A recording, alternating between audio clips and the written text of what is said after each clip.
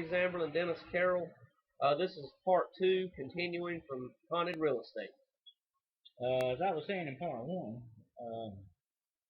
the reputation of a house can be a local form in the whole community. It can also keep you from selling your house, or it could help you sell it. It just depends on who your clientele is and how they feel about it. But as you said earlier, definitely a bad reputation of the house needs some type of what I call location exorcism or location cleansing to try to rectify its reputation. But that alone sometimes may not be enough. You may, if you're going to sell that house, you definitely want people to live in it, show people it's okay now. That aspect of it has been laid to rest, and all. So it takes time to restore the reputation of a house or real estate itself, especially when you're dealing with haunted real estate. There again, I think that's an appeal for real estate agents to understand that if you want to sell a house and it does have a bad, like there's been a murder scene there or suicide or whatever the case, you could tell your clients that, hey, we've got it cleansed now, the house is okay, it's okay to live in now. That's a good selling point there to tell people that. Especially if the whole neighborhood knows about it or the whole town knows about it. Right. Definitely a plus. And it's like I said, a house with a bad reputation has a very large reputation in the community. A lot of people say, oh, don't mess with that house, it's haunted. Or that house looks haunted, you know.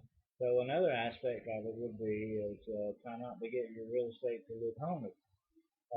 You know, if it has a lot of growth around it, or just needs a good painting job done to it, or some fix-up repair.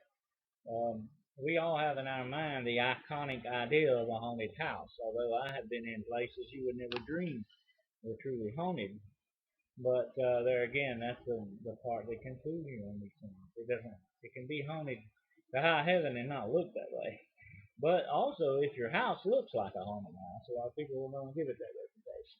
Especially if there's something that's not very bad connected to it. Even if it's not haunted, same thing. Even if it's not, it looks like something like that could be. And I remember when I was a kid, we had certain houses like that in them that had reputations for that. So, you know, that kind of stuff lingers. And if you could present even a certificate to say, hey, I've had this location cleansed, and I've had a location exorcism that has taken place here. This house is certified now, it's clean and ready to be lived in. And a lot of things I wanted to mention, Dennis, a lot of things can be ruled out. It may not be haunted. Don't just assume your house is haunted by it. Could be electrical, could be plumbing problems, could be a loose light bulb. I've run into a lot of haunted houses that were haunted by squirrels. They were plumbing problems. I have actually heard a pipe in the basement one time that would vibrate when water went through it, and it sounded just like footsteps. You know. So it may not be. It may not be. First of all, if you have a house, and this I'll tell this to any real estate agents who may be listening, if you have a house that has that reputation, really it would do you in your best interest to have someone come in and check it out for sure. Have a paranormal team come in and find out if it's not just squirrels in the attic. It could be something else. It is, and they can deal with that. And if it's not, then you could also get a bill of health on that. So that's or get a home inspector to come out, and check it out and see if they can rule anything out. Yes, sir. And we'd be happy to help you with that as well. You can contact Dennis and myself. Yes, sir. Comment on our videos. Subscribe on here as well. Please do that. And like I said before, I can't emphasize enough the importance of the history of these locations and looking into it. And as Tony said earlier, checking with the neighbors on both sides, or in the whole neighborhood if you can canvass the whole neighborhood. There are neighborhoods that we have checked out because they had, even the whole neighborhood had a haunted reputation. We had to go door to door, you know, and that's what you're going to do sometimes. You're going to do the legwork.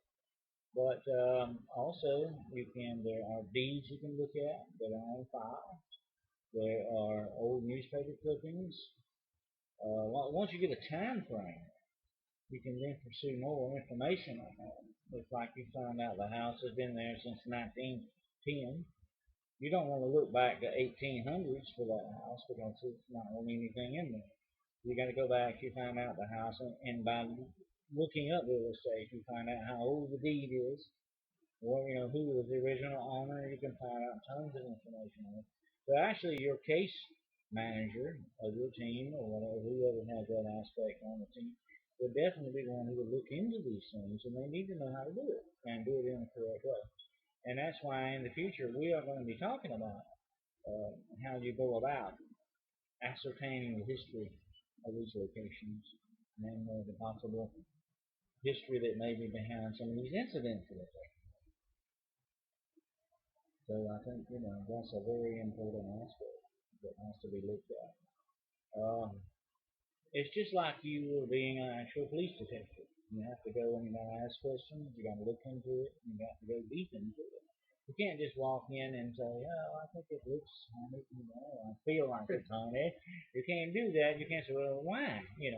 I had an incident once where someone came to me with some bogus information on a place that turned out to be completely off center of what was really truly had happened there.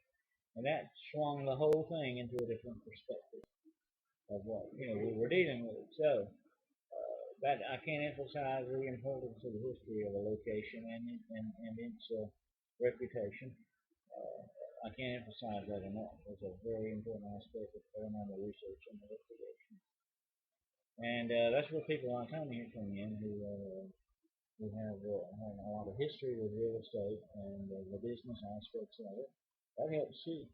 To understand how much a house is worth, how much it was worth when it was built, gives you another unique perspective on this.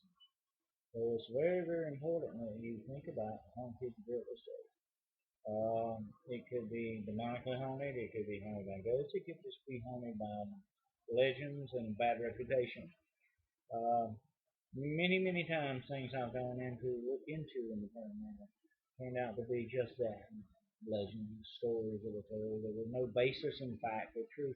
And as a paranormal investigator, using things like real estate, using history, these things will give you that unique insight into what you're looking at. That will tell you the whole story.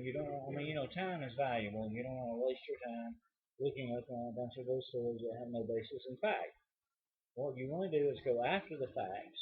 And when you find the facts, you therefore will have hopefully some of the evidence you need that will point you to the conclusion of the truth of the matter. And that is the main goal in paranormal research and investigation of anything. What is really the true story here? What really happened? What's really going on? And I think an important integral part of that will be the history of that location and its real estate aspect of it too in many instances. I believe that that's very important, and you need to always keep that on the table with your investigation. Well, I think that's going to cover haunted real estate for today. Tony, would you have to add anything at the end? I think it wraps it up. We got everything covered. That's it. We'll be talking some more on this in the future, and about how to go about the actual looking at the history of these places and their locations and the integral part of what we call haunted real estate. Until next time, I hope you'll continue to share our YouTube channel with others, that you'll come back for more of these mini lessons that we will be giving in. And we also want you to tell your friends about it and share this link as much as possible and let others know the information is out there. All you got to do is look for it. And we who present these types of things, hopefully this will make it a lot easier on you to access some of the information that you may possibly need in the future. Until then, this is Dennis Carroll. This is Tony Zamberlin. And this has been another production of the American Institute of Paranormal Educational Division on YouTube channel. We hope to see you again in the future.